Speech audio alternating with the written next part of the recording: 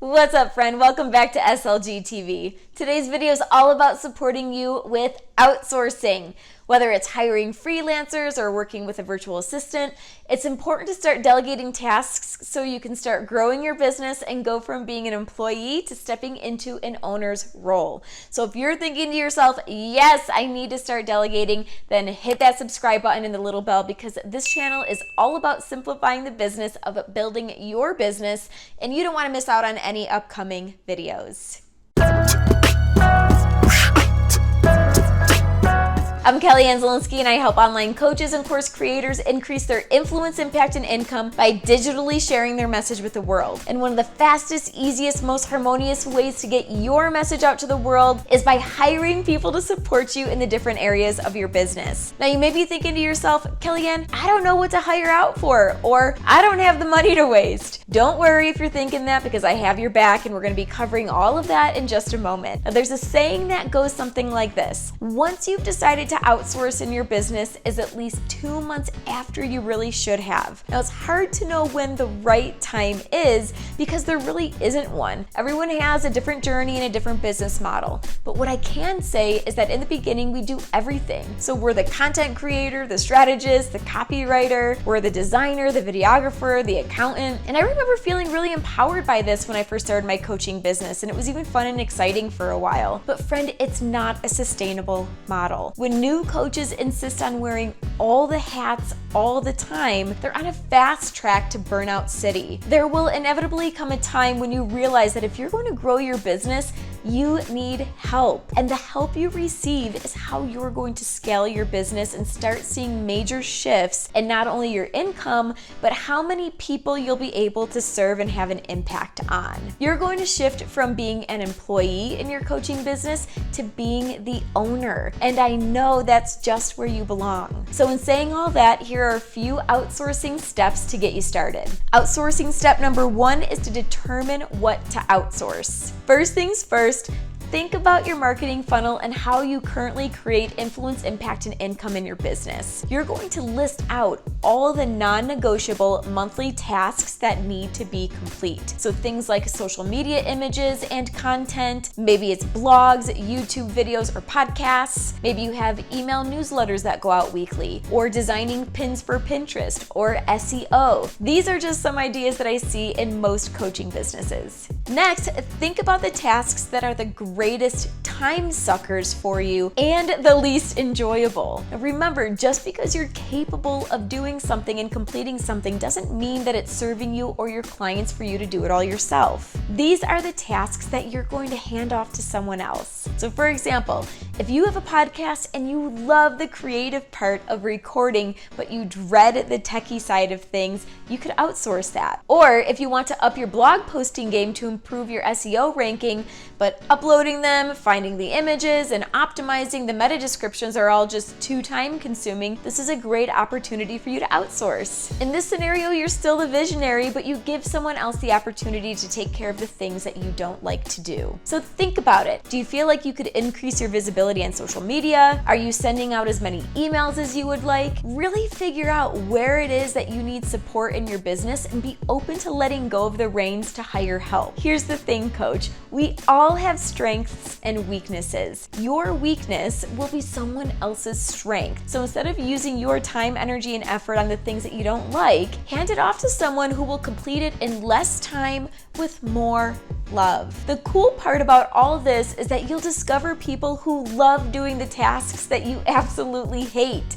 It ends up being a win-win situation once you actually find that perfect fit. Outsourcing step number 2, clearly describe what you need. From personal experience, clear communication is one of the most important parts of outsourcing, working with a virtual assistant, and growing your team. Now, your job as a leader is to clarify what you need and then clarify it even more. Never assume that the person you bring on board is 100% on the same page as you, even if you know them personally, if they were referred by a friend, or if you've had great communication up until this point. People aren't mind readers, friend. They need clear instructions and examples of what you're expecting. One way that you could support a new team member with clarity is to create a position profile. Now, clarifying expectations on both ends of the relationship is going to be a huge help once you get rolling. Having a position profile will cut down the back and forth forth of questions, clarifications, and feedback, and it will help you get into the groove much faster. Here's what the outline of your position profile could look like. First, you're going to start with a position title and who they report to. Now, this is very important because you don't want to be getting texts and emails and interruptions all day long if they're not supposed to be reporting to you. Then,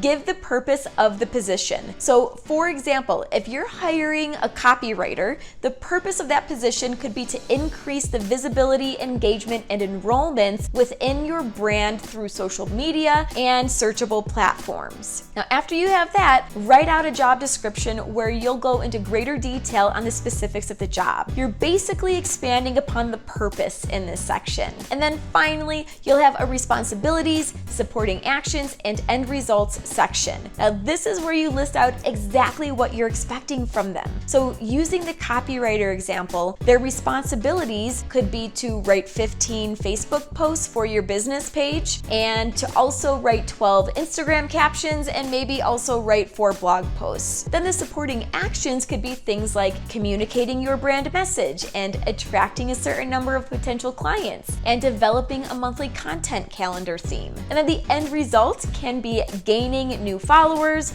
enrolling new members, or increasing sales on your products and programs. Outsourcing step number 3, find a communication platform that works for you. Now, there are a lot of different tools to use to communicate with your team. Some are paid services and some are free, but here's a brief overview of a few of my personal favorites. I personally love, first and foremost, Asana. It's what I use with my team and it is fantastic. So if you're a fan of the calendar view and color coding, this is a project management platform that you'll want to check out. In Asana, you can organize your projects into categories, you can assign projects to people, communicate within the platform through a conversation tab, and a little unicorn flies across the screen when a task is complete, so that's fun. You can also create boards or see all of your specific tasks in a list format without having to go into each of the different projects. Now, it's a great way to get a bird's eye view of your business, and as an added bonus, they have a fantastic,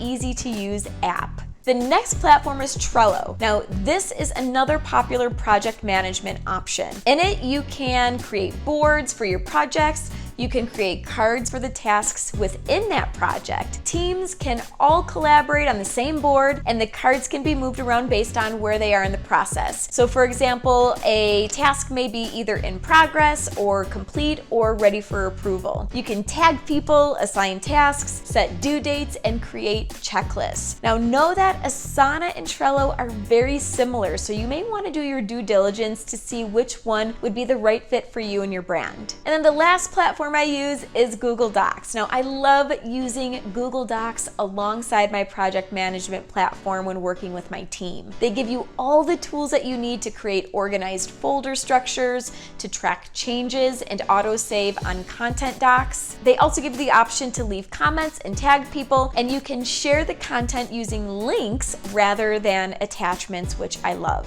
Outsourcing step number 4 is to find your perfect teammate. Now that you know what you need help with and how you're going to manage and communicate with a team, it's time to find your peeps. There are tons of resources online to take a look at, and the ones that I've personally used are Fiverr.com, Upwork.com, Kappa99 or Kappa99, I'm not exactly sure how you say that, and Online Jobs PH. Now, these are all really great places to start and are fairly inexpensive. So don't worry, I'll be sure to link to all of those below in the description so that you can go ahead and click on those and check them out. Now, beyond that, you could also post your job opportunity on Facebook groups or even on Craigslist. I've done all of this. Regardless of where you post your job opportunity, the important thing to remember is to take your time and to be diligent. So you're going to want to look at the person's reviews or testimonials and ask for sample work or a portfolio. You're going to want to ask for references and actually check them. And one of my favorite things to do with new hires is to start with a trial period to make sure it's a good fit. Remember, this is your business, friend. You get to hire who you want and at the pace you want. So take your time, follow your instincts, go with your gut, and know that you're going to choose the best choice for you. At the end of the day, a good rule of thumb